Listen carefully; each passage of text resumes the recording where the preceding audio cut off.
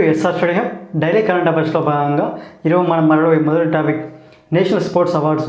ఈ national sports అవార్డ్స్ని రీసెంట్గా ministry of youth affairs and sports announce చేసింది. వాటి గురించి మనం మాట్లాడుకుంటే నేషనల్ స్పోర్ట్స్ అవార్డ్స్ జాతీయ క్రీడా అవార్డ్స్గా తెలుగులో పిలుచుకుంటాం. ఈ నేషనల్ స్పోర్ట్స్ అవార్డ్స్ 2021 ఇయర్ గాను అనౌన్స్ చేయడం జరిగింది. దీన్ని అనౌన్స్ చేసింది ministry of youth affairs and sports ministry ఈ అవార్డ్స్ని అనౌన్స్ చేసింది. Present ministry of youth affairs and sports present Anurag Thakur గారు మినిస్టర్గా ఉన్నారు. అదేవిధంగా మాట్లాడుకుంటే వీటిని ప్రదానం చేసేది ఈ అవార్డ్స్ని ప్రదానం చేసేది ప్రెసిడెంట్ గారు ప్రదానం చేస్తారు. ప్రెసిడెంట్ రామ్నాథ్ కోవింద్ గారు నవంబర్ 13, 2021 రోజున ఈ అవార్డ్స్ని ప్రదానం చేస్తారు. ప్రెసిడెంట్ రామ్నాథ్ కోవింద్ గారు ప్రెసిడెన్షియల్ ప్యాలెస్లో. ఈ ప్రెసిడెన్షియల్ ప్యాలెస్లో ప్రెసిడెంట్ గారు 2004 నుంచి ఈ అవార్డ్స్ని ప్రెసిడెన్షియల్ ప్యాలెస్లో ఇవ్వడం జరుగుతుంది. అంతకుముందు వేరే చోట ఇచ్చేవాళ్ళు. 2004 నుంచి ఈ అవార్డ్స్ని ప్రెసిడెన్షియల్ ప్యాలెస్ ఈ ప్రెసిడెన్షియల్ ప్యాలెస్లో మన ప్రజెంట్ రాష్ట్రపతి రామ్నాథ్ కోవింద్ గారు నవంబర్ 13, 2004 ఈ నేషనల్ స్పోర్ట్స్ అవార్డ్స్ని ప్రదానం చేస్తారు. ముఖ్యంగా నేషనల్ స్పోర్ట్స్ అవార్డ్స్ ముఖ్యంగా 6 ఫీల్డ్స్లో ఇస్తారు.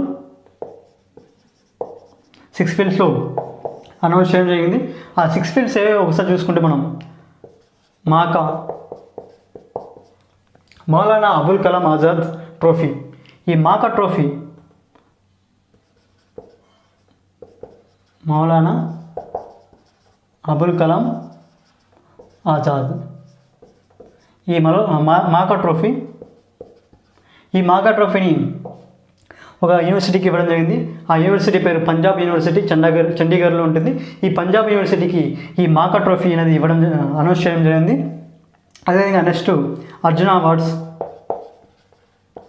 ఈ అర్జున అవార్డ్స్ అనేది 35 పర్సన్స్కి అనౌన్స్ చేయడం జరిగింది. 35 వివిధ స్పోర్ట్స్ అండ్ గేమ్స్లో ఏదైతే ప్రతిభ చూపించుంటారో వాళ్ళకి, అంటే లాస్ట్ 4 ఇయర్స్ దగ్గర నుంచి, లాస్ట్ 1 ఇయర్ నుంచి, లాస్ట్ 4 ఇయర్స్ దగ్గర నుంచి వాళ్ళ యొక్క పర్ఫార్మెన్స్ని బేస్ చేసుకునేసి ఈ అవార్డ్స్ అనేది అనౌన్స్ చేయడం జరిగింది. 35 పర్సన్స్కి ఈ అర్జున అవార్డ్స్ అనేది ఇవ్వడం జరిగింది. అదేవిధంగా ద్రోణాచార్య అవార్డ్స్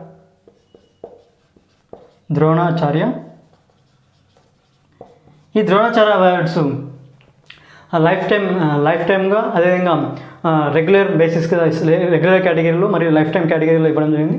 ఈ ద్రోణాచార్య అవార్డ్స్ని 10 పర్సన్స్కి 10 మందికి ఇవ్వడం జరిగింది. అదేవిధంగా మేజర్ ధ్యాన్ చంద్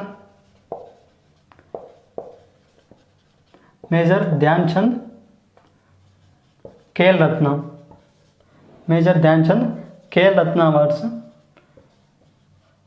ఈ కేఎల్ రత్న అవార్డ్స్ని 12 పర్సన్స్కి ఇవ్వడం జరిగింది వివిధ రంగాల్లో. అదేవిధంగా major Dhyan Chand lifetime achievement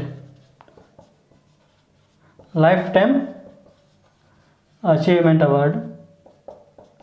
ఈ major Dhyan Chand lifetime achievement award 5 పర్సన్స్కి ఇవ్వడం జరిగింది. అదేవిధంగా రాష్ట్రీయ ఖేల్ ప్రోత్సాహన్ పురస్కార్. ఈ అవార్డ్స్ని 2 ఆర్గనైజేషన్స్కి ఇవ్వడం జరిగింది. ఈ అవార్డ్స్ అన్ని ఒకసారి మనం మాట్లాడుకుంటే, ఈ మాక్ అవార్డు మౌలానా అబుల్ కలాం ఆజాద్ ట్రోఫీ అనేది ఇది ఇంటర్ యూనివర్సిటీ ఛాంపియన్షిప్లో ఏ యూనివర్సిటీ అయితే ఎక్కువగా గెలుచుకుంటే, ఏ యూనివర్సిటీ అయితే ఎక్కువగా ట్రోఫీస్ గెలిచిందో ఆ ట్రోఫీ దాన్ని ఆ యూనివర్సిటీకి ఇవ్వడం జరుగుతుంది.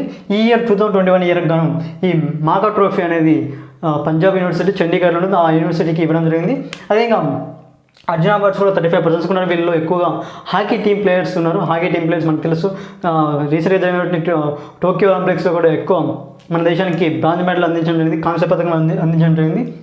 అదేగా మనం మాట్లాడుకుంటే ముఖ్యంగా మనకి ఎక్కువగా ఈ ఖేల్రత్న అవార్డ్స్ గురించి మాట్లాడుకుంటే ఈ ఖేల్రత్న అవార్డ్స్ ముఖ్యంగా 12 పర్సన్స్కి ఇవ్వడం జరిగింది.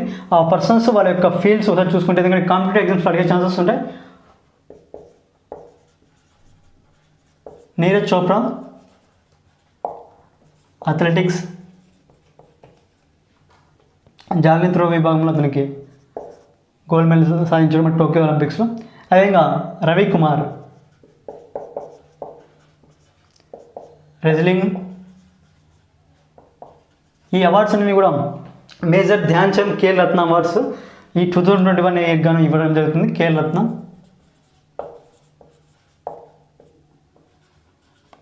అవార్డ్స్. అదేవిధంగా లవ్లీనా బోర్గైన్ బాక్సింగ్ విభాగంలో. అదేవిధంగా ఈ బాక్సింగ్ విభాగం. అదేవిధంగా పిఆర్ శ్రీజేష్ మన hockey men's team goalkeeper. అదేవిధంగా మన్ప్రీత్ సింగ్ హాకీ టీమే. అదేవిధంగా మిథాలీ రాజ్ మనకు తెలుసు, మిథాలీ రాజ్ క్రికెట్ విభాగంలో. అదేవిధంగా సునీల్ ఛత్రి మనకు తెలుసు, సునీల్ ఛత్రి గారు ఫుట్బాల్ విభాగంలో. అదేవిధంగా పారా ఒలింపియన్స్ కూడా ఈ పారా ఒలింపిక్స్లో పథకాలు సాధించిన వాళ్ళకు కూడా ఈ ఖేల్రత్న అవార్డు ఇవ్వడం జరిగింది. వాళ్ళు అవనీ లేఖర షూటింగ్ విభాగంలో పారాషూటింగ్. అదేవిధంగా మనీష్ నర్వాల్ కూడా పారాషూటింగే. అదేవిధంగా సుమిత్ అంటిల్ అథ్లెటిక్స్ అథ్లెటిక్స్ విభాగంలో అథ్లెటిక్స్. అదేవిధంగా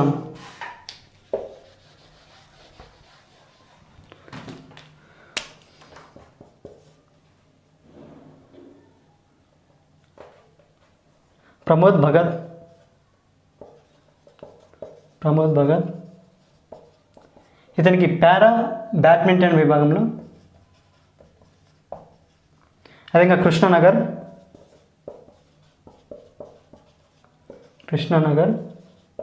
ఇతను కూడా పారా బ్యాడ్మింటన్ విభాగంలో. మొత్తం 12 పర్సన్స్కి ఈ ఖేల్రత్న అవార్డ్స్ 2021 ఇయర్ గాను అనౌన్స్ చేయడం జరిగింది. ఈ అవార్డ్స్ అన్ని కూడా November 13, 2021 ఇవ్వడం జరుగుతుంది. యాక్చువల్లీ ఈ అవార్డ్స్ని ప్రతి ఇయర్ కూడా August 29 మన నేషనల్ స్పోర్ట్స్ డే అంటే మేజర్ ధ్యాన్ చంద్ బర్త్డే సందర్భంగా మనం నేషనల్ స్పోర్ట్స్ డే జరుపుకుంటాం. ఆ August 29న ఈ పురస్కారాలు ఇవ్వాల్సింది. కానీ ఈ పారా ఒలింపిక్స్ అనేవి కొంచెం లేట్గా జరగడం వల్ల వాళ్ళకు కూడా అందరూ పథకాలు సాధించడం వాళ్ళకు కూడా ఈ ఖేల్రత్న అవార్డు పొందే అర్హత పర్సన్స్ ఉన్నారు కాబట్టి అందుకనే ఈ అవార్డ్స్ని కొంచెం లేట్గా అనౌన్స్ చేయడం జరిగింది. ఈ November 13 ఈ అవార్డ్స్ని మన ప్రెసిడెంట్ రామ్నాథ్ కోవింద్ గారు ప్రదానం చేస్తారు. ఒక్క నిమిషం మనం ఒకసారి ఈ స్పోర్ట్స్ గురించి మాట్లాడుకుంటే ఈ నేషనల్ స్పోర్ట్స్ అవార్డ్స్ వాటి గురించి ఫుల్ డీటెయిల్గా మాట్లాడుకుంటే, ఎందుకంటే కాంపిటేటివ్ ఎగ్జామ్స్లో అడుగుతూ ఉంటారు వీటిని. అర్జున అవార్డ్స్ కావచ్చు, వాటి గురించి కావచ్చు. అసలు నేషనల్ స్పోర్ట్స్ అవార్డ్స్ గురించి ఒక్కసారి వాటి యొక్క హిస్టరీ మనం ఒకసారి మాట్లాడుకుంటే, నేషనల్ స్పోర్ట్స్ అవార్డ్స్ని 1956-57 నుంచి ఇవ్వడం జరుగుతుంది. Ministry of youth affairs and sports ఆధ్వర్యంలో ఈ అవార్డ్స్ని అనౌన్స్ చేస్తారు. ప్రెసిడెంట్ గారి చేతుల మీదుగా ఈ అవార్డ్స్ అనేది ప్రదానం చేస్తారు.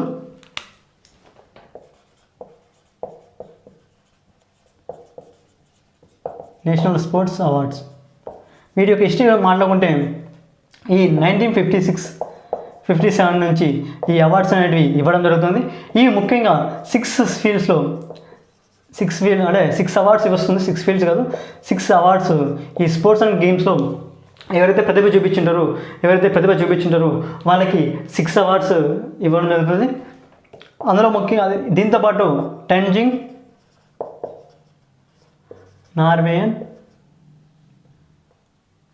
నార్గే టెంజింగ్ నార్గెన్ నేషనల్ అడ్వెంచర్ అవార్డు కూడా వస్తుంది. నేషనల్ అడ్వెంచర్ అవార్డు ఈ 6 అవార్డ్స్తో పాటు ఈ టెంజింగ్ నార్గెన్ నేషనల్ అడ్వెంచర్ అవార్డు కూడా ప్రతి ఇయర్ అనౌన్స్ చేస్తారు, ఇవ్వడం జరుగుతుంది. అదేగా మనం ఒక్కసారి ఈ 6 అవార్డ్స్ ఏ అవార్డ్స్ ఇస్తారో నేషనల్ స్పోర్ట్స్ అవార్డ్స్ కింద ఏ అవార్డ్స్ ఇస్తారో ఒకసారి మనం మాట్లాడుకుంటే, మొదటగా Maulana Abul Kalam Azad trophy.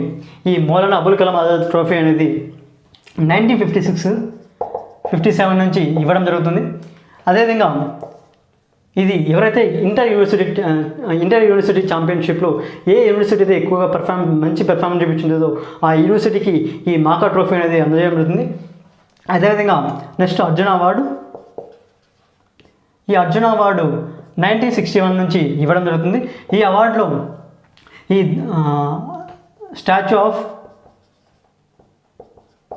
Statute of Arjuna ఎవరైతే విన్నర్స్ అంటారో ఈ అవార్డుతో పాటు ఈ అర్జున స్టాచ్యూ అనేది ఇవ్వడం జరుగుతుంది. అదేవిధంగా సర్టిఫికేట్ అనేది ఇవ్వడం జరుగుతుంది. అదేవిధంగా 15 lakhs అమౌంట్ కూడా ఈ అర్జున అవార్డు విన్నర్స్కి ఇవ్వడం జరుగుతుంది. అదేవిధంగా ద్రోణాచార్య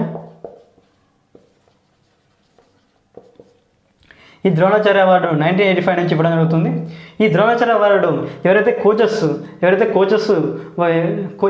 ఎవరి ట్రైనింగ్లో అయితే ఎవరి కోచెస్ ఆధ్వర్యంలో అయితే ఎక్కువగా మెడల్స్ ఎక్కువగా గెలిచింటారో ఆ కోచెస్కి ఈ ద్రోణాచార్య అవార్డు ఇవ్వడం జరుగుతుంది.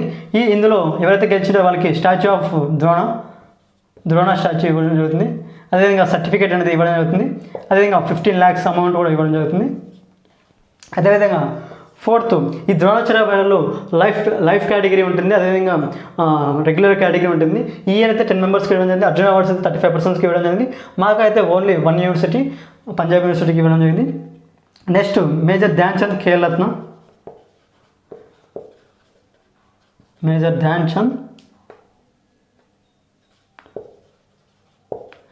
రత్న అవార్డు. ఈ మేజర్ ధ్యాన్ చంద్ ఖేల్ రత్న అవార్డు అనేది 1991, 92 నుంచి ఈ మేజర్ ధ్యాన్ చంద్ ఖేల్ రత్న అవార్డు అనేది ఇవ్వడం జరుగుతుంది. దీని నేమ్ రీసెంట్గా అంటే ఆగస్టు 6, 2021 దీని నేమ్ని మేజర్ ధ్యాన్ చంద్ ఖేల్ రత్నగా మార్చడం జరిగింది. అంటే 1992 నుంచి 2021 ఆగస్టు 5 వరకు కూడా ఈ మేజర్ ధ్యాన్ చంద్ ఖేల్ రత్నాన్ని రాజీవ్ ఖేల్ రత్నగా పిలుచుకునేవాళ్ళు. కానీ ఆగస్టు 6, 2021 మన భారత ప్రభుత్వం ధ్యాన్ చంద్ గారి గుర్తుగా ఈ రాజీవ్ ఖేల్ రత్న అవార్డుని మేజర్ ధ్యాన్ చంద్ ఖేల్ రత్న అవార్డ్స్గా మార్చింది. ఇది 91, 92 నుంచి ఇవ్వడం జరుగుతుంది. ఇందులో కూడా మెడల్ ఇస్తారు, అదేవిధంగా సర్టిఫికేట్ ఇస్తారు. అదేవిధంగా 25 lakh క్యాష్ అమౌంట్ ఇస్తారు. ఈ అర్జునకు కావచ్చు, అదేవిధంగా ద్రోణాచార్యకి అయితే 15 lakhs ఇస్తారు. ఈ మేజర్ ధ్యాన్ చంద్ ఖేల్ రత్న అవార్డుకి మాత్రం 25 lakhs అమౌంట్ ఇస్తారు. అదేవిధంగా వీటితో పాటు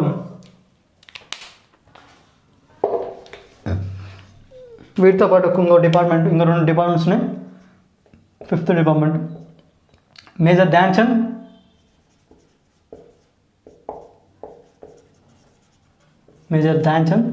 లైఫ్ టైమ్ అచీవ్మెంట్ అవార్డు. ఈ అవార్డు అనేది 2002 నుంచి ఇవ్వడం జరుగుతుంది. ఎవరైతే ఈ major Dhyan Chand lifetime achievement award అనేది అంటే ఆల్రెడీ ఎవరైతే బాగా పెర్ఫార్మెన్స్ చేసింటారో వాళ్ళకి ఈ లైఫ్ టైమ్ అచీవ్మెంట్ అవార్డు కూడా ఇవ్వడం. 6th one రాష్ట్రీయ ఖేల్ ప్రోత్సాహన్ పురస్కార్ అవార్డ్స్.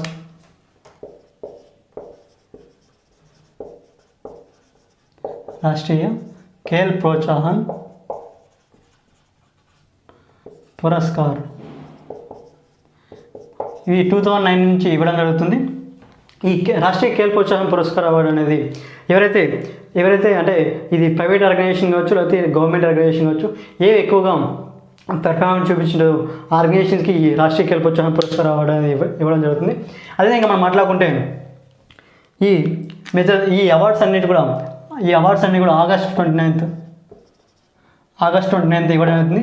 ఎందుకంటే ఆగస్ట్ 29 మనకు తెలుసు మేజర్ ధ్యాన్ చంద్ గారి బర్త్డే. ఆ బర్త్డే సందర్భంగా మనం ఆగస్ట్ 29 నేషనల్ స్పోర్ట్స్ డేగా మనం సెలబ్రేట్ చేసుకుంటాం. ఆ స్పోర్ట్స్ డే రోజున ఈ అవార్డ్స్ అనేటివి మామూలుగా అయితే ఇవ్వడం జరుగుతుంది. కొన్ని కొన్ని ప్రత్యేక పరిస్థితుల్లో మాత్రమే లైక్ ఈ ఇయర్ సంబంధించి, ఎందుకంటే ఈ ఇయర్ November 13, 2021 ప్రదానం చేయబోతున్నారు. ఎందుకంటే పారా ఒలింపిక్స్ జరగడం వల్ల పారా ఒలింపిక్స్ కూడా ఎవరైతే పర్ఫామ్ చేస్తారో వాళ్ళకి కూడా ఖేల్రత్న ఇవ్వాలనే ఉద్దేశంతో వాటిని కొంచెం ఎక్స్టెండ్ చేయడం జరిగింది. లేకపోతే నార్మల్గా అయితే August 29 ఇవ్వడం జరుగుతుంది నేషనల్ స్పోర్ట్స్ డే రోజున. ఇది ఫుల్ ఇన్ఫర్మేషన్ నేషనల్ స్పోర్ట్స్ సంబంధించి. అదేవిధంగా మనం కొన్ని ఇంపార్టెంట్ విషయాలు మాట్లాడుకుంటే, ఫస్ట్ ఈ ఖేల్రత్న అవార్డు అనేది 1992లో మనం 1991, 92లో ప్రారంభించడం జరిగింది. ఈ 92లో మొట్టమొదటిగా గ్రాండ్ మాస్టర్ చెస్ తెలిసి మనకి చెస్లో గ్రాండ్ మాస్టర్ అయినటువంటి విశ్వనాథ్ ఆనంద్ గారికి మొట్టమొదటిగా ఇవ్వడం జరిగింది. విశ్వనాథ్ ఆనంద్ గారికి మనకు తెలుసు చెస్కి సంబంధించి గ్రాండ్ మాస్టర్. ఈ విశ్వనాథ్ ఆనంద్ గారికి మొట్టమొదటిగా ఈ ఖేల్రత్న అవార్డు అనేది ఇవ్వడం జరిగింది. అదేవిధంగా 2001లో అభినవ్ బింద్రా షూటర్ మనకు తెలుసు, ఒలింపిక్స్లో కూడా స్వర్ణం గెలిచాడు 2008లో. ఈ అభినవ్ బింద్రా గారికి కూడా ఇతనికి 2001లో ఈ ఖేల్రత్న అవార్డు లభించడం జరిగింది. At the age of 18 years. 18 years వయసులో ఉన్న వ్యక్తికి, అంటే మన ఈ ఖేల్రత్న రెసిపియంట్లో యంగెస్ట్ పర్సన్ వచ్చేసి అభినవ్ బింద్రా గారు. ఎందుకంటే 18 yearsకి అతను ఖేల్రత్న అవార్డు అనేది లభించింది. ఇవి నేషనల్ స్పోర్ట్స్ సంబంధించి కొంచెం ఇన్ఫర్మేషన్ స్టాటిక్స్. ప్రతి ఏడు కాంపిటేటివ్ ఎగ్జామ్స్లో ఈ నేషనల్ స్పోర్ట్స్ అవార్డ్స్ గురించి క్వశ్చన్స్ అడిగే ఛాన్సెస్ ఉన్నాయి. ఎక్కువగా అడుగుతుంటారు, గ్రూప్ 1లో కావచ్చు, గ్రూప్ 2లో కావచ్చు. అదేవిధంగా వివిధ RRB group D, NTPC, SSC వాటిల్లో కావచ్చు. అదేవిధంగా ఈరోజు మన next topic global methane pledge. ఈ గ్లోబల్ మీథేన్ ప్లెడ్జ్ని రీసెంట్గా COP26 గ్లాస్గోలో జరుగుతుంది. ఇక్కడ ఈ COP26లో లాంచ్ చేయడం జరిగింది గ్లోబల్ మీథేన్ ప్లెడ్జ్.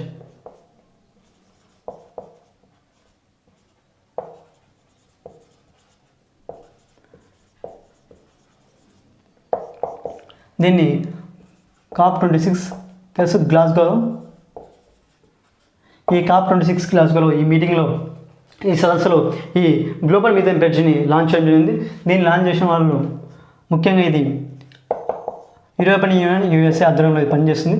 దీని యొక్క ముఖ్య ఉద్దేశం అంటే actually European union and USA ఈ రెండు కూడా సెప్టెంబర్లోనే ఈ ఇనిషియేటివ్ని, ఈ గ్లోబల్ ప్లెడ్జ్ని లాంచ్ చేయడం జరిగింది.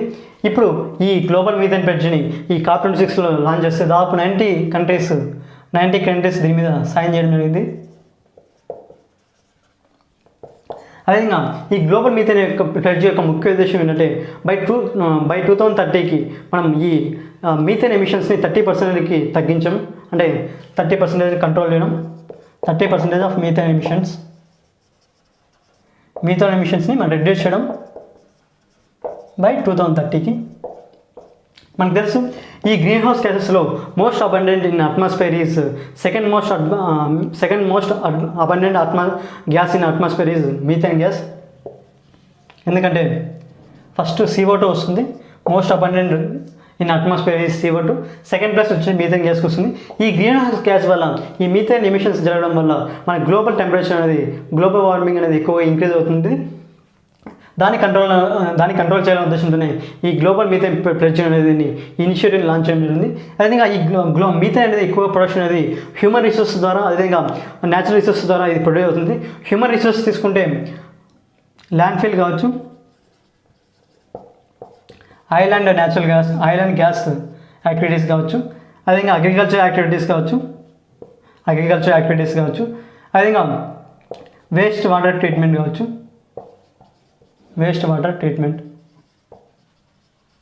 ఇలాంటి యాక్టివిటీస్ ద్వారా ఈ మీథేన్ గ్యాస్ అనేది ప్రొడ్యూస్ అవుతుంటుంది. అదేవిధంగా కోల్ బర్నింగ్ కావచ్చు, కోల్ బర్నింగ్ చేసినా కూడా ఈ మీథేన్ గ్యాస్ అనేది ప్రొడ్యూస్ అవుతుంటుంది.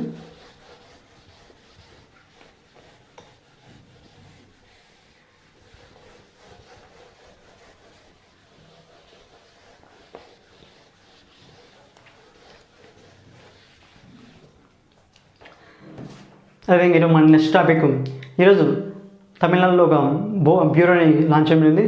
Tamil Nadu forest wildlife crime control bureau ఈ బ్యూరోని తమిళనాడులో లాంచ్ చేయడం జరిగింది. Tamil Nadu forest and wildlife crime control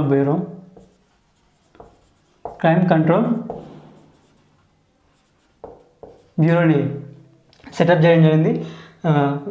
ఈ బ్యూరో కింద 4 జోనల్ ఆఫీసెస్ కూడా చెన్నై, అదేవిధంగా మదురై, అదేవిధంగా కోయంబత్తూర్, అదేవిధంగా రామనంతపురం, ఈ 4 జోనల్ ఆఫీసెస్ కూడా ఈ 4 ప్లేసెస్లో కూడా జోనల్ ఆఫీస్ అనేది లాంచ్ చేయడం జరుగుతుంది, సెటప్ చేయడం జరుగుతుంది. చెన్నైలో కావచ్చు, అదేవిధంగా మదురై, అదేవిధంగా కోయంబత్తూర్, అదేవిధంగా రామనంతపురం.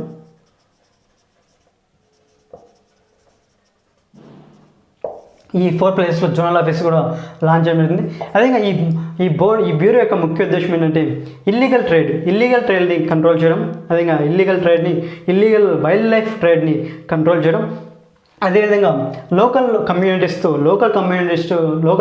అంటే లోకల్గా ఉన్నటువంటి పీపుల్తో ఇన్ఫార్మర్స్గా డెవలప్ చేసుకుని ఇన్ఫర్మేషన్ ఎప్పటికప్పుడు తెప్పించుకోవడం, అదేవిధంగా ఎక్కడైతే ఎక్కువగా పోచింగ్ కావచ్చు, అదేవిధంగా వైల్డ్ లైఫ్ ట్రేడింగ్ అనేది ఎక్కువగా ఎక్కడైతే ఏ ప్రాంతాల్లో జరుగుతుందో ఆ ప్రాంతాలన్నింటినీ హాట్స్పాట్స్గా మ్యాపింగ్ చేయడం దీని యొక్క ముఖ్య ఉద్దేశం. అదే మనం మాట్లాడుకుంటే కొన్ని ఇంపార్టెంట్ మన ఎన్విరాన్మెంట్ గురించి మాట్లాడుకుంటాం కాబట్టి, ఫారెస్ట్ గురించి మాట్లాడుకుంటాం, వైల్డ్ లైఫ్ గురించి మాట్లాడుకుంటాం కాబట్టి కొన్ని ఇంపార్టెంట్ లాస్ మనం చాలాసార్లు మాట్లాడుకున్నాం. ఇప్పుడు కూడా కొన్నిసార్లు ఒకసారి మాట్లాడుకుంటే ఇండియన్ ఫారెస్ట్ యాక్ట్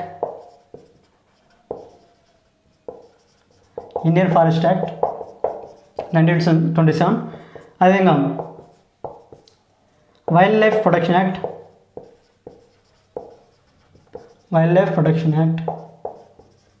1972, అదేవిధంగా water prevention and control of pollution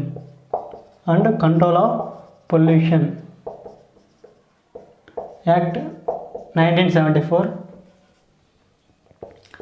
అదేవిధంగా ఫారెస్ట్ కన్జర్వేషన్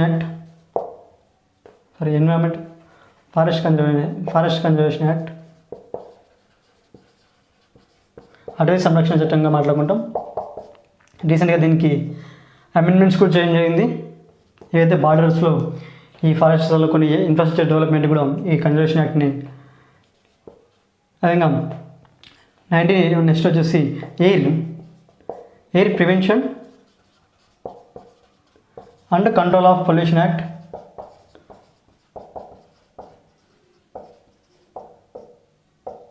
1981, అదేవిధంగా 6th వన్ వచ్చేసి ఎన్విరాన్మెంటల్ ప్రొటెక్షన్ యాక్ట్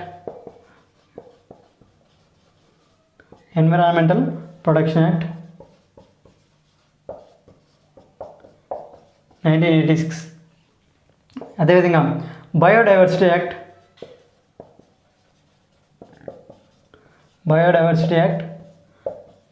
2002, అదేవిధంగా 8th వన్ వచ్చేసి గ్రీన్ ట్రిబ్యునల్ యాక్ట్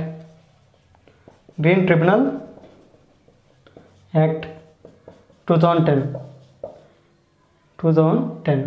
ఎందుకంటే ఇవి కాంపిటేటివ్ ఎగ్జామ్స్కి ఎక్కువ అడిగే ఛాన్సెస్ ఉంటాయి. డైరెక్ట్గా ఏ యాక్ట్ అనేది ఎన్విరాన్మెంట్ సంబంధించి మాట్లాడుకుంటున్నాం కాబట్టి ఈ యాక్ట్స్ గురించి మాట్లాడుకోవడం మనకు మంచిది. తెలుసు మనకి తమిళనాడు సీఎం స్టాలిన్ గారు, క్యాపిటల్ చెన్నై.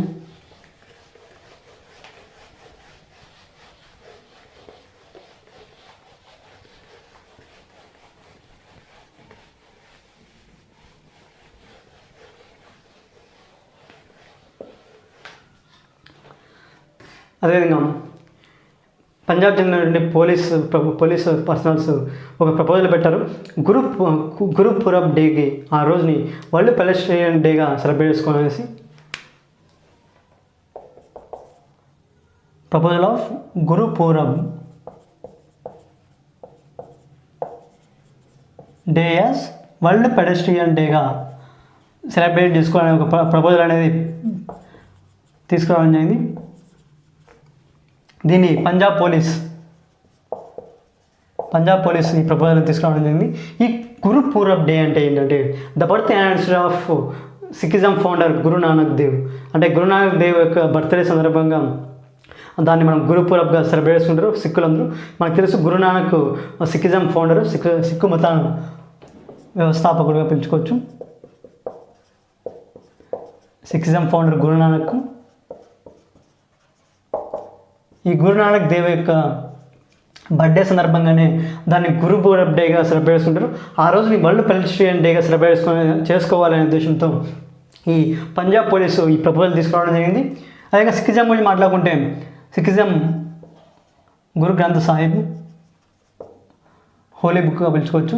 గురు గ్రంథ్ సాహిబ్ ఇలా అత్యంత పవిత్రంగా పూజించే బుక్ గురు గ్రంథ్ సాహిబ్. అదేవిధంగా ఈ సిక్కిజం ఫౌండర్ గురునానక్ దేవ్. అదేవిధంగా మనం ఒకసారి మాట్లాడుకుంటే ఎందుకు ఈ వరల్డ్ పెడెస్ట్రియన్ డేని ఈ గురునానక్ దేవ్ గారు బర్త్డే సందర్భంగా సెలబ్రేట్ చేసుకోవాలంటే గురునానక్ దేవ్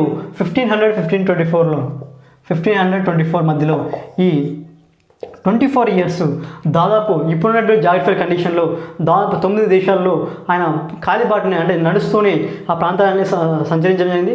ఆ సంచరించిన ప్లేసెస్ ప్రజెంట్ జాగ్రఫికల్ పరంగా చూసుకుంటే 9 కంట్రీస్లో ఉన్నాయి. 9 కంట్రీస్లో 9 నేషన్స్లో కూడా ఆ ప్రతి ప్లేస్ కూడా ఇతను వాక్ చేసుకుంటూ వెళ్ళడం జరిగింది ఈ 24 ఇయర్స్లో. ఆ 24 ఇయర్స్లో కూడా ఇతను కొన్ని ప్రపోజల్ అంటే కొన్ని ప్రాక్టీస్ చేసుకుంటూ అదేవిధంగా క్యాంపెయిన్ చేసుకుంటూ అవేర్నెస్ కలిగించుకుంటూ వెళ్ళడం జరిగింది. Love, equality, humanity and selfless ఇలాంటి వాటి మీద ఈ లవ్, ఈక్వాలిటీ, హ్యూమానిటీ ఇటువంటి వాటి మీద ఈ తన యొక్క ప్రసంగాలని అందరికీ ప్రచారం చేసుకుంటూ ఇతను కాలిబాటన తిరగడం జరిగింది. దానికి గుర్తుగానే ఈ వరల్డ్ పెడెస్ట్రియన్ డేని సెలబ్రేట్ చేసుకోవాలని ప్రపోజల్ తీసుకోవడం జరిగింది. ఇతను 9 కంట్రీస్ ఫర్ ఎగ్జాంపుల్ మనం తీసుకుంటే పాకిస్తాన్, ఇండియా, అదేవిధంగా ఇరాన్, ఇరాక్, సౌదీ అరేబియా, అదేవిధంగా బంగ్లాదేశ్, ప్రజెంట్ టిబెట్, అదేవిధంగా శ్రీలంక ఇలాంటి మొత్తం 9 కంట్రీస్లో కూడా అతను ప్రచారం చేయడం జరిగింది. అదేవిధంగా సిక్కు మతం అనేది మన భారతదేశంలో 4th లార్జెస్ట్ మొత్తంగా పిలుచుకోవచ్చు. 4th లార్జెస్ట్ రిలీజియన్గా పిలుచుకోవచ్చు. 4th largest religion. దాదాపు 1.7% ఆఫ్ పాపులేషన్ అనేది మన ఇండియా పాపులేషన్ 1.7 పాపులేషన్ ఈ సిక్కు మతమే ఉంది. 4th largest religion. అదే అంటే ఇంటర్నేషనల్ వైడ్ తీసుకుంటే 5th ప్లేస్లో ఉంది. ఇంటర్నేషనల్ వైడ్ అయితే 5th ప్లేస్లో ఉంది. ఎందుకంటే ఫస్ట్ ప్లేస్లో క్రిస్టియానిటీ ఎక్కువగా స్ప్రెడ్ అయింది. క్రిస్టియానిటీ, అదేవిధంగా ఇస్లాం, హిందూయిజం, 4th వన్ వచ్చి సిక్కిజం, 4th వన్ వచ్చి బుద్ధిజం, అదేవిధంగా 5th వన్ వచ్చేసి ఈ సిక్కిజం 5th ప్లేస్లో ఉంది. అదే మనం మాట్లాడుకుంటే ఈ గురు గ్రంథ్ సాహిబ్ అంటే మన ఈ సిక్కిజంలో ముఖ్యంగా 10 మెంబర్స్ని గురువులుగా పిలుచుకుంటారు. 10 దేవ్స్ అంటే 10 గురువుస్ ఉంటారు మామూలుగా 10 గురువుస్. అదేవిధంగా సిక్కులకి అత్యంత పవిత్రమైన place Amritsar golden temple Amritsar.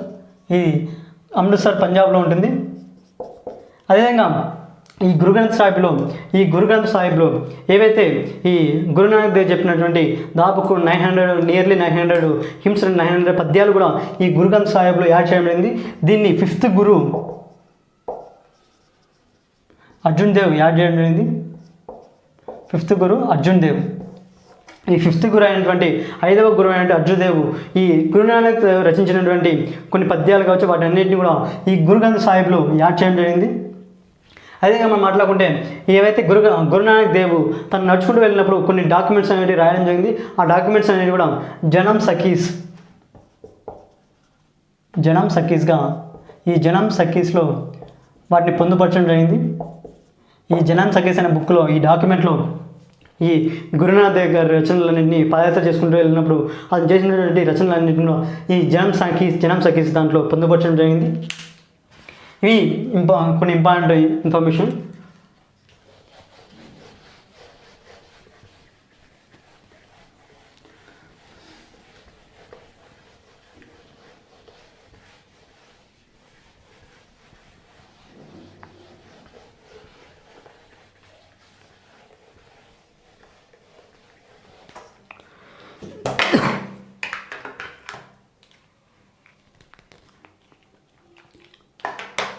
అదేవిధంగా ఈరోజు మన next topic ministry of rural development ఫ్లిప్కార్ట్తో ఒక MOU సైన్ చేసుకుందన్నమాట.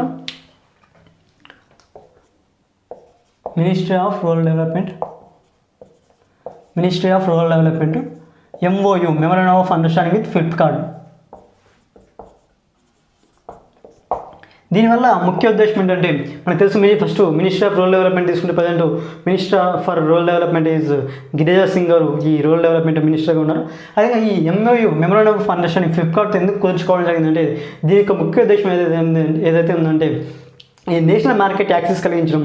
ఏదైతే ఇప్పుడు సెల్ఫ్ హెల్ప్ గ్రూప్స్ అంటే స్వయం సహాయక సంఘాలు ఏవైతే ముఖ్యంగా ఉమెన్స్ ఎక్కువగా ఈ సెల్ఫ్ హెల్ప్ గ్రూప్స్లో ఉంటారు, అంటే స్వయం సహాయక సంఘాల్లో మహిళలు ఎక్కువగా ఉంటారు. ఆ మహిళలు తయారు చేసినటువంటి వస్తువులన్నింటినీ కూడా ఈ ఫ్లిప్కార్ట్ ద్వారా మార్కెటింగ్ కల్పించడం దీని యొక్క ముఖ్య ఉద్దేశం. అదే ఆ పర్సన్ ఆ ఉమెన్స్ కూడా అదే ట్రైనింగ్ ఇవ్వడం, అదేవిధంగా స్కిల్ ఇంక్రీజ్ చేయడం, స్కిల్ డెవలప్మెంట్లో ఎంకరేజ్ చేయడం దీని యొక్క ముఖ్య ఉద్దేశం. అదేవిధంగా దీని ముఖ్యంగా డే ఎన్ఆర్ఎల్ఎం కింద ఎన్ఆర్ఎల్ఎం అంటే మనకు తెలుసు Deen Dayal Antyodaya Yojana, national rural livelihood machine. ఈ డే ఎన్ఆర్ఎల్ఎం కింద దీన్ని ఈ మెమోరాండం ఆఫ్ అండర్స్టాండింగ్ అనేది కుదుర్చుకోవడం జరిగింది. అదే ఫ్లిప్కార్ట్ సమర్థ్ ప్రోగ్రామ్ కింద ఫ్లిప్కార్ట్ సమర్థ్ ఈ ఫ్లిప్కార్ట్ సమర్థ్ అనే ప్రోగ్రామ్ అనేది ఫ్లిప్కార్ట్ అనేది లాంచ్ అయింది. ఈ ఫ్లిప్కార్ట్ సమర్థ్ ప్రోగ్రాంలో నేషనల్ వైడ్గా ఏవైతే హ్యాండీక్రాఫ్ట్స్ కావచ్చు, అదేవిధంగా ఆర్టిషన్స్ కావచ్చు, వీవర్స్ కావచ్చు, వాళ్ళు తయారు చేసిన వస్తువులన్నింటినీ కూడా వాళ్ళకి ఒక మార్కెటింగ్ సదుపాయం కల్పించాలనే ఉద్దేశంతో ఈ ఫ్లిప్కార్ట్ సమర్థ్ అనే ప్రోగ్రామ్ని ఫ్లిప్కార్ట్ సంస్థ స్టార్ట్ చేయడం జరిగింది.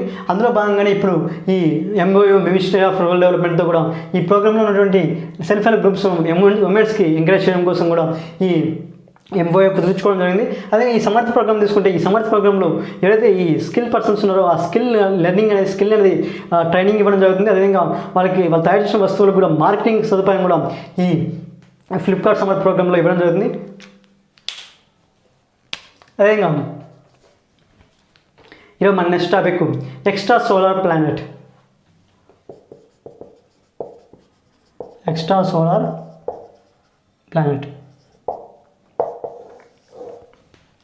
మన ఇండియన్ ఆస్ట్రోనామర్స్ ఈ atmosphere of extra solar planet మీద రీసెర్చ్ చేయడానికి ఒక కొత్త మెథడ్ని కనుక్కోవడం జరిగింది.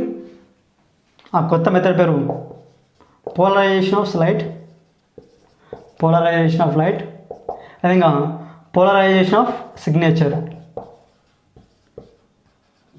ఈ రెండు మెథడ్స్ ద్వారా మన ఇండియన్ ఆస్ట్రోనామర్స్ ఈ atmosphere of extra solar planet అంటే మన సోలార్ సిస్టంలో కాకుండా బయట ఉన్నటువంటి ప్లానెట్స్, బయట ఉన్నటువంటి ఒక స్టార్ చుట్టూ తిరిగే ప్లానెట్స్ వాటి యొక్క అట్మాస్ఫియర్ గురించి రీసెర్చ్ చేయడానికి ఒక కొత్త మెథడ్, ఈ మెథడ్ని ఉపయోగించేసి మన ఇండియన్ ఆస్ట్రోనామర్స్ ఈ మెథడ్ని కనుక్కోవడం జరిగింది.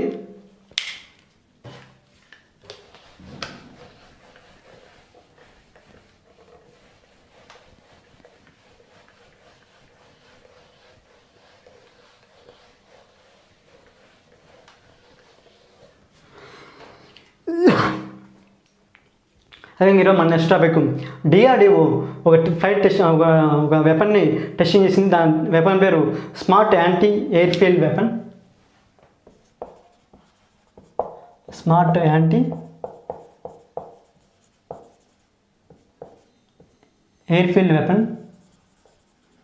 ఈ వెపన్ని డిఆర్డిఓ టెస్ట్ చేసింది. ఐఏఎఫ్ ఇండియన్ ఎయిర్ ఫోర్స్ యొక్క సహాయంతో ఈ వెపన్ని టెస్ట్ చేసింది. ఈ వెపన్ని జైసల్మేర్ రాజస్థాన్లో టెస్ట్ చేయడం జరిగింది. ఇందులో శాటిలైట్ నావిగేషన్ ఇన్ఫర్మేషన్ కూడా ఇందులో ఉంటుంది. శాటిలైట్ నావిగేషన్ కావచ్చు, అదేవిధంగా ఇమేజింగ్ ఇన్ఫ్రారెడ్ ఆ టెక్నాలజీ కూడా ఐఏఆర్ అనుకోవచ్చు. ఇమేజింగ్ ఇన్ఫ్రారెడ్ టెక్నాలజీ కూడా, అదేవిధంగా శాటిలైట్ నావిగేషన్ టెక్నాలజీ కూడా ఇందులో పొందుపరచడం జరిగింది. అదేవిధంగా దీనికి రేంజ్ 100 కిలోమీటర్స్. అదేగా ఈరోజు మనం మాట్లాడబోయే నెక్స్ట్ టాపిక్ ఈ చవాణి పోర్టల్ కంటోన్మెంట్ బోర్డ్ పోర్టల్, ఈ పోర్టల్ ఆఫ్ కంటోన్మెంట్ బోర్డు.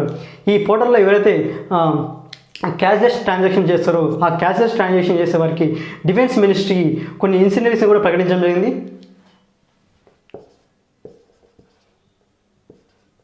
ఈ చవాణి పోర్టల్ ఆఫ్ కంటోన్మెంట్ బోర్డు.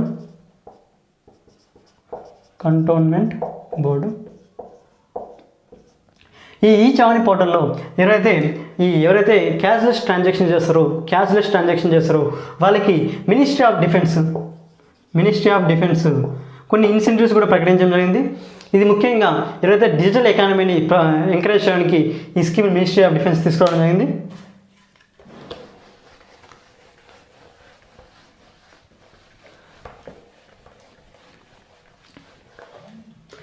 అదేవిధంగా ఐఆర్సిటీసీ అదేవిధంగా ట్రూ కలర్ ఈ రెండు కూడా సంయుక్తంగా పార్ట్నర్షిప్గా ఈ ఏదైతే ఫ్రాడ్ యాక్టివిటీస్ జరుగుతాయో వాటిని నిరోధించడానికి ఈ రెండు కూడా ఒక టైఅప్ అవ్వడం జరిగింది.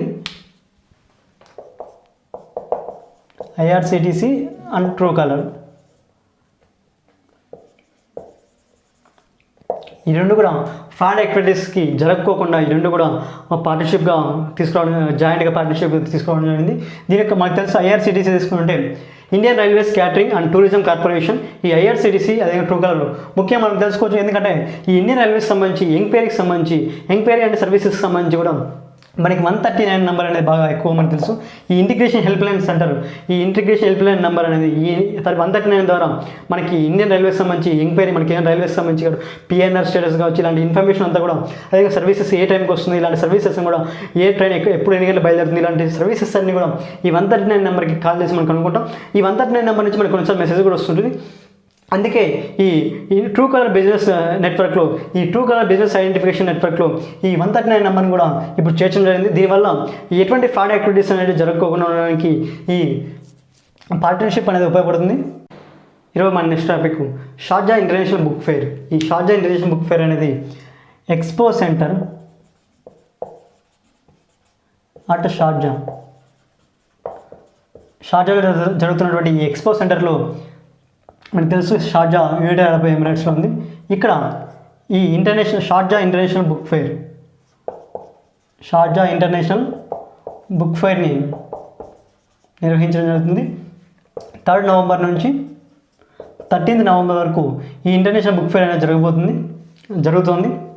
అందులో భాగంగా మన భారతదేశం సంబంధించి కూడా దాదాపు 87 పబ్లిషర్స్ సంబంధించి బుక్స్, అదేవిధంగా దాదాపు 150 బుక్స్ మన ఇండియన్ ఫ్రీడమ్ స్ట్రగుల్కి సంబంధించి బుక్స్ కూడా ఇందులో మన భారతదేశం తరపున కూడా మనం అవైలబుల్ చేస్తున్నాం ఈ ఎక్స్పోలో. సౌత్ ఆఫ్రికా ఆథర్ డామన్ గల్గత్ గారికి ద బుకర్ ప్రైజ్ అనేది 2021 ఇయర్ గాను లభించింది. బుకర్ ప్రైజ్ 2021 గాను సౌత్ ఆఫ్రికాకి చెందినటువంటి ఆథర్ డామన్ గల్గత్. ఈ డామన్ గల్గత్ గారికి ఈ బుకర్ ప్రైజ్ అనేది లభించడం జరిగింది. ది ప్రామిస్ అనే బుక్కి ఇతనికి ఈ బుకర్ ప్రైజ్ అనేది లభించడం జరిగింది.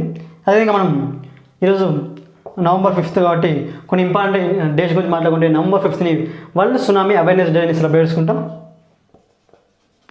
నవంబర్ 5ని వరల్డ్ సునామీ అవేర్నెస్ డే. ఈ 2021 గాను ఈ వరల్డ్ సునామీ అవేర్నెస్ డే రోజున మనం కొంచెం ప్రమోట్ చేయాలనుకుంటాం. దాన్ని సెండై 7 అగ్రిమెంట్. ఈ సెండై 7 అగ్రిమెంట్ని మనం ఇయర్ ఎక్కువగా ప్రమోట్ చేస్తున్నాం. ఈ వరల్డ్ సునామీ అవేర్నెస్ డేని ప్రశ్నించుకుని ఈ వరల్డ్ సునామీ అవేర్నెస్ డేని మనం నవంబర్ 2016 నుంచి మనం సెలబ్రేట్ చేసుకుంటున్నాం. అదేవిధంగా 2015లో యునైటెడ్ నేషన్ జనరల్ అసెంబ్లీ ఈ ప్రపోజల్ తీసుకురావడం జరిగింది. 2015లో వరల్డ్ సునామీ అవేర్నెస్ డేని సెలబ్రేట్ చేసుకోవాలని United nation general assembly resolution తీసుకొస్తే 2016 నుంచి మనం వరల్డ్ సునామీ అవేర్నెస్ డేని మనం సెలబ్రేట్ చేసుకుంటాం. దీనికి ముఖ్యంగా మనకు తెలుసు ఈ సునామీ వల్ల మనకి డేంజరస్ జరుగుతుంది. ఈ సునామీకి సునామీ వచ్చినప్పుడు మనం ఎటువంటి యాక్టివిటీస్ చేయాలో దాని గురించి కూడా సునామీ గురించి వచ్చినప్పుడు ఎటువంటి యాక్టివిటీస్ మనం ఫాలో అవ్వాలి, ఎటువంటి గైడ్లైన్స్ మనం ఫాలో అవ్వాలి, ఎటువంటి గైడ్లైన్స్ ఫాలో అవుతే మనం తక్కువగా నష్టం జరుగుతుందనే విషయాలన్నింటిని కూడా మనం అవేర్నెస్ కలిగించాలనే ఉద్దేశంతో ఈ వరల్డ్ సునామీ అవేర్నెస్ డేని మనం సెలబ్రేట్ చేసుకుంటాం. ఇవి ఈరోజు ఇంపార్టెంట్ కరెంట్ అఫైర్స్.